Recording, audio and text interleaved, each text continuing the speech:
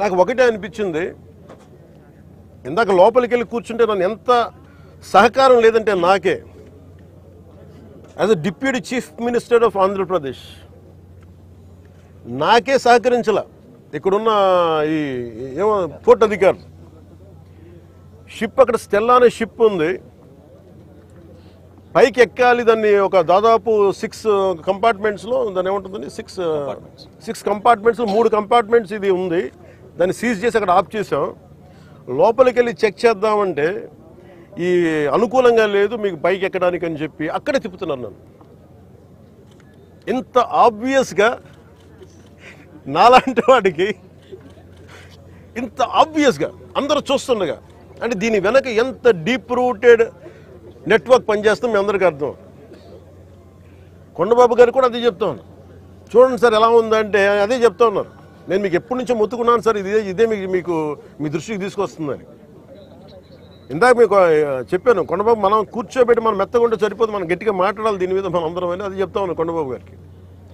మనోహర్ గారికి ఆయన being a civil supplies minister నాకు ఏమి చేయాలి, నేను ఎన్నిసార్లు చేసిన యాక్షన్ ముందుకు వెళ్ళట్లేదంటే డిస్ట్రిక్ట్ సివిల్ సప్లైస్ అధికారిని పిలిచి నేను అడుగుతున్నాను రాగానే, నేను ఇక్కడున్న సెక్యూరిటీ అధికారిని అడిగా, చెక్ పోస్టుల సెక్యూరిటీ అధికారి, మీకు పర్మిషన్ ఎవరు ఇచ్చారు, హూ చెక్స్ దిస్ అంటే మాకు నో అబ్జెక్షన్ సర్టిఫికేట్ ఉంది, ఎవరు ఇచ్చారు మీకు, దాని మీద అధికారికంగా ఏమైనా ఉత్తర ప్రత్యుత్తరాలు ఉన్నాయా, సమాధానం లేదు. డిస్ట్రిక్ట్ సివిల్ సప్లైస్ అధికారిని అడిగితే ఓకే నా కలెక్టర్ గారు చెప్పారు, కలెక్టర్ మీకు అధికారికంగా మీకు ఇచ్చారా, మీకు సమాధానం లేదు. ఇవన్నీ చూస్తుంటే ఇది ఏమైపోయిందంటే బాగా చాలా డీప్ ఇంట్రికేట్ నెట్వర్క్ లాగా ఉంది మన రాష్ట్రం. మీరు చూస్తే 40,000 terrain south America that from Colombia నుంచి వైజాగ్ పోర్ట్లో దొరికింది.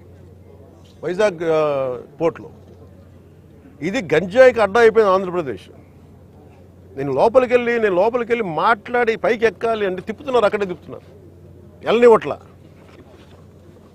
నాకు ఎంత ఆశ్చర్యం అనిపించిందంటే నేను వెళ్ళి కూర్చొని మాట్లాడుతూ ఉంటే మీకు చెప్పా you will have consequences for this అని చెప్పి.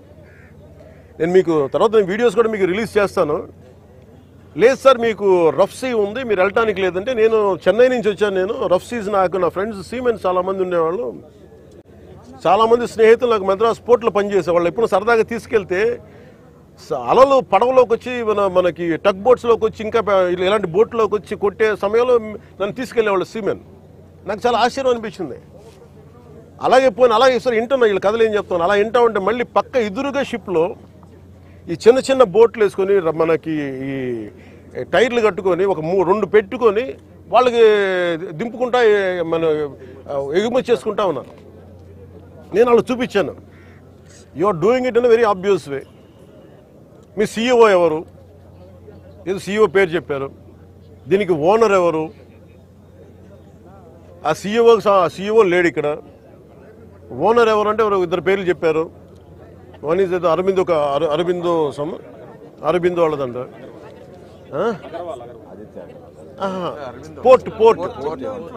పోర్ట్ ఎవరి కంట్రోల్లో ఉంది, purely it's not government, it's purely private control port, ఇది స్టేట్ కంట్రోల్ ఉన్న పోర్ట్ ఇది. నాకు అనిపించింది ఇలా చూస్తే, లోపలికి వెళ్ళి చూస్తే మన హోప్ ఐలాండ్ చూస్తే అసలు ఏ విధంగా కట్టుదిట్టంగా లేదు. 975 కిలోమీటర్ కోస్ట్ లైన్ ఆంధ్రప్రదేశ్కి. India is going to be trillions of dollar, almost Modi గారు చెప్పిన $7 trillion ఎకానమీ ఉంది దీనికి భవిష్యత్తు.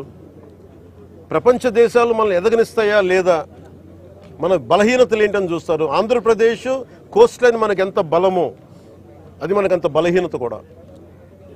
ఎందుకు చెప్తున్నాను ఈ మాట అంటే, వైజాగ్కి పాకిస్తాన్ నుంచి వచ్చిన ఆ యుద్ధ సమయంలో మీకు గజనీ సబ్మెరీనే చూడొచ్చు. నేను చెప్పాను ఈ రోజున ఈ పబ్లిక్ డిస్ట్రిబ్యూషన్ రైస్ తాగదు, స్మగ్లర్లు చేసేది. ఆర్డీఎక్స్లు ఇంపోర్ట్ చేసుకోవచ్చు, ఓఎన్జీసీ ఇలాంటి గ్యాస్ నిక్షేపాలు ఉన్న చాలా కీలకమైన ఇన్స్టిట్యూట్ మనకి వ్యవస్థలు సంస్థలు ఉన్నాయి ఇక్కడ. ఒక 100 కిలోల ఆర్డీఎక్స్ని తెచ్చేసుకుని ఎవరు చూసేవాళ్ళు ఎవరు లేడు, నాదుడు లేడు. It is not just about public distribution సంబంధించిన రైస్ సంబంధించిన ఒక్కటిదే కాదు ఇది. సో మ్యారిటైమ్ సెక్యూరిటీ ఇష్యూస్ కూడా ఉన్నాయి దీనికి. మ్యారిటైమ్ సెక్యూరిటీ ఎక్కడుంది, మ్యారిటైమ్ పోలీసింగ్ ఎక్కడుంది, ఈ పోర్టు ఫ్రీ ఫర్ ఆల్ అయిపోయింది. ఉగ్రవాదులు కసాబ్ లాంటి వాడు ఎలా వచ్చాడు, ఎక్కడ మనకి కరాచీ నుంచి బోట్లో వచ్చి కాల్చేశాడు. ఇండియాకి చాలా వల్నరబుల్ పాయింట్ అయిపోయింది మన దగ్గరికి వచ్చి ఉగ్రవాదులు వచ్చి రావడానికి. ఇది కేవలం నేను ఒక పీడిఎఫ్ ఈ పబ్లిక్ డిస్ట్రిబ్యూషన్ సిస్టమ్ రైస్ సంబంధించి ఒకటే నేను మాట్లాడలేదు. వెరీ వల్నరబుల్ రిపోర్ట్ ఇది. ఎవరు దీన్ని పట్టించుకునే ఇది లేదు. ఎస్పీ గారికి నేను వెరీ బిగినింగ్ రోజున చెప్పాను. ఎస్పీ గారికి నేను స్వయంగా పిలిచి చెప్పా, ఇది వల్నరబుల్గా ఉంది report, please focus on it. అంటే ఇప్పుడు దాకా రిపోర్ట్ లేదు నాకు. ఇంకా కలెక్టర్ గారు ఇంకొంచెం ఇనిషియేటివ్ తీసుకొని చేయబట్టి మా మనోహర్ గారు, కొండబాబు గారు వీళ్ళందరూ కూర్చొని ఒక టీం లాగా పనిచేసి ఈ రోజు నేను పట్టుకోగలిగారు.